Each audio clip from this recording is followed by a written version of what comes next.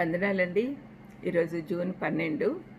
బాగా పరిగెత్తాలి దేవుని మార్గంలో అనే విషయం మనం జ్ఞాపకం చేసుకుందాం.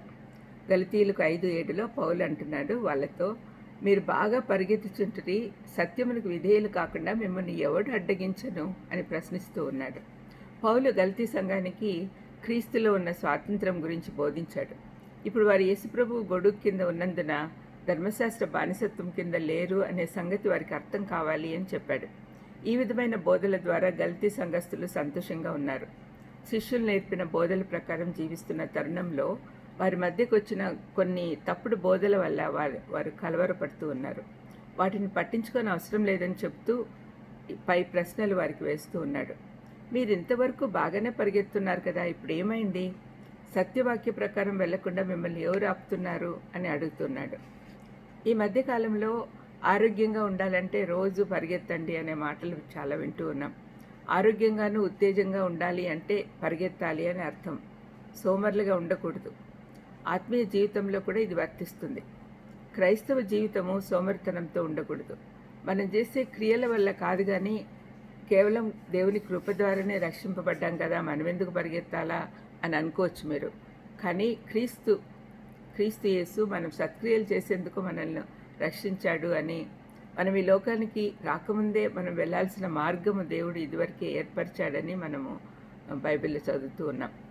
యేసుప్రభు తన మహిమతో ప్రత్యక్షమైనప్పుడు మన కొరకు ప్రాణం పెట్టిన ఆయన కొరకు ఆతృతతో ఎదురు చూసే వారంగా ఉండాలి. సత్క్రియలు చేసేటందుకు అత్యాసక్తి కలవారిగా ఉండాలి. అందుకే మనల్ని మనం పరిశుద్ధపరచుకోవాలని గుర్తుంచుకోవాలి. దేవుని పరిశుద్ధులలో సోమరితనము ప్రమాదకరమైంది. సోమరిగా ఉంటే ఇతరుల గురించి తప్పుగా ప్రచారం చేయడము, ఇతరులను తీర్పు తీర్చడం లాంటి ప్రమాదకర అలవాట్లు వస్తాయి. ప్రభు చెప్పిన ఒక ఉపమానంలో యజమానుడు వెళ్తూ తన సేవకుడితో నేను వచ్చే వరకు జాగ్రత్తగా చూసుకోమని చెప్పాడు.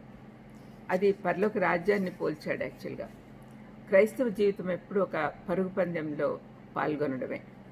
హెబ్రీలకు 12:1లో మనము ప్రతి భారమును సులువుగా చిక్కులబెట్టు పాపమును విడిచిపెట్టి విశ్వాసమునకు కర్తయు దాన్ని కొనసాగించువాడునైన యేసుప్రభు వైపు చూచుచు మన ఎదుట ఉంచబడిన పందెములో ఓపికతో పరిగెత్తుదము అని రాయబడింది. ఇందులో 4 అంశాలున్నాయి.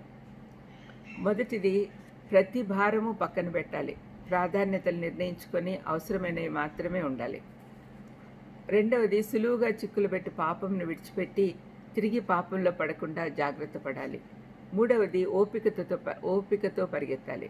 4, మన ఎదుట ఉంచబడిన ఆనందం కొరకై సిలువను సహించిన యేసును చూస్తూ పరిగెత్తాలి. మనకు నిజమైన శక్తి ఎక్కడి నుండో వస్తుందో చూడండి.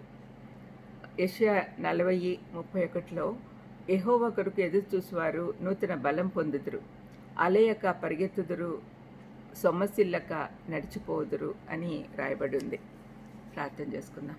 దయమేడ విసుగు లేకుండా మీ వైపు చూస్తూ ముందుకు సాగేది నేర్పించమని యేసుక్రీస్తు నామమున వేడుకొంచున్నాను తండ్రి. ఆమేన్. God bless you.